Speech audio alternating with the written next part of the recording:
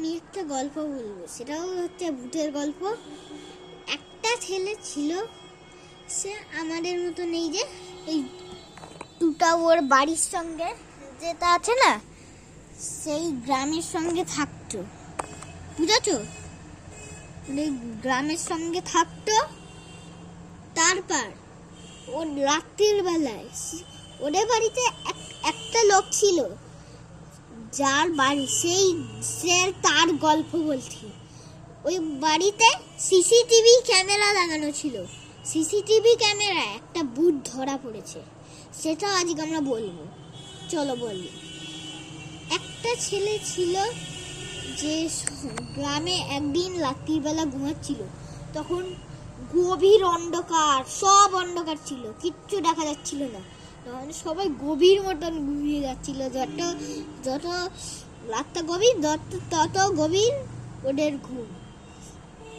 তারপর সিসিটিভি ক্যামেরায় দেখা গেল যে ওইখানে কারোর পা চলছে টিকটিক করে, আর ওইখানে ওদের পায়ের ছাপ রেড কালারের, মানে এই যে এই রেড কালারের এইটা হয় না, এই রেড কালারের মতন এইটা, ওই রেড কালারের মতন রক্ত পায়, রক্ত।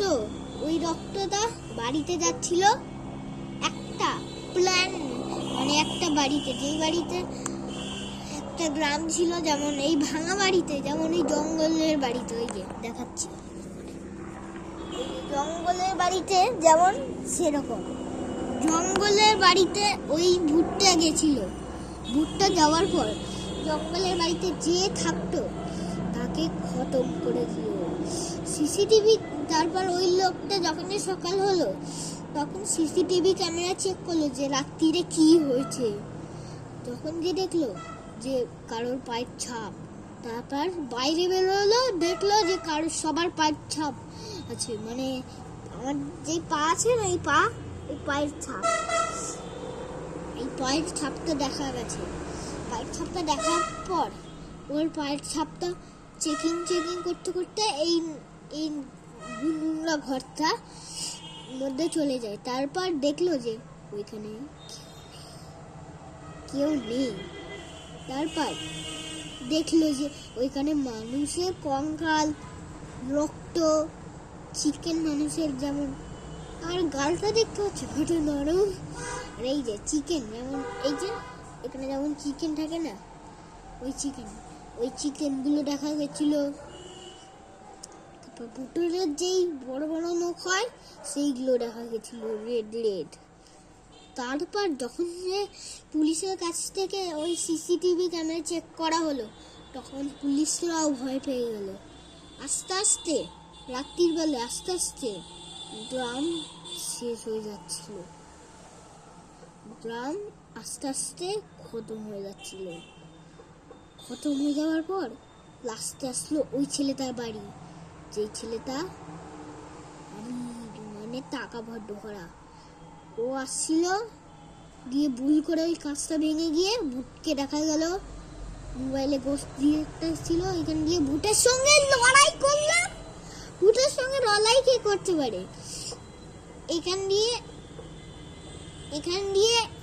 একটা জিনিস নিল, যেটা ওর মুখের কাছে নিয়ে দেখলো যে কোথায় ভূত আছে কোথায় ভূত নেই, এরকম করতে করতে দুসুম মারছিল।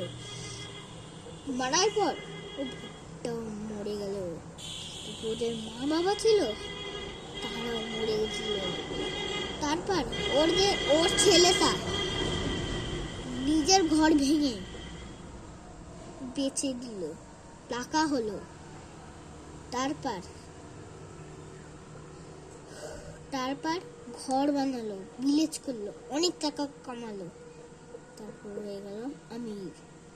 ওর মা বাবার জন্য মরে গেল, আবার বিয়ে শাড়ি করলো, ওর ছেলে হলো, ওর মেয়ে হলো, আর ওর মা বাবাকে বেশ ভালোভাবে মনে রাখছিল। একদিন ওর বউ বলে যে তোমার মা বাবা কোথায়? বলল যে আমাদের ভিলেজে একটা ভূত ছিল, যে আমাদের মা বাবাদেরও মেরে ফেলেছে। তারপর ও শুনে ওর নিজের বউ ভয় পেয়ে গেল। তারপর ওই বাড়ি থেকে চলে গেল। তারপর ওই ছেলেটা আস্তে আস্তে খুব একা হয়ে যাচ্ছিল। তারপর ওই ছেলেটা বুড়ো হয়ে মরে যায়, কোনো বিয়ে শাড়ি করে না। কি হলো ইয়ার? কি হলো?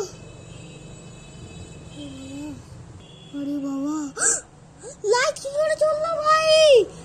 আরে বাবা বাবা বাবা, আমি আমি আমি চলে যাচ্ছি গাই। আমি ভিডিওটা বন্ধ করে দিচ্ছি। লাইট কি করে জ্বলে সেটা আমি জানি না, কিন্তু আমি তো লাইট হাতও দিই।